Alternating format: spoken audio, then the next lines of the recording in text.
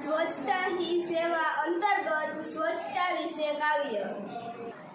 સત્યને હંમેશા મરવું પડતું હોય છે, સત્યને હંમેશા મરવું પડતું હોય છે। ગાંધીજીને ગોળીઓથી વિંધાવવું પડતું હોય છે। જમાનો સદીઓથી છળકપટનો, ઘરના માણસોથી જ ઘર તૂટતું હોય છે। ક્યાં જરૂર હતી દ્રૌપદીના ચિરહરણની, ધૃતરાષ્ટ્રની સભામાં આવું થતું હોય છે। જગતનું ભલું કરવા ભલે ઈસુ થાવો, જગતનું ભલું કરવા ભલે ઈસુ થાવો, પછી એ જગ ફૂસે મરવું પડતું હોય છે।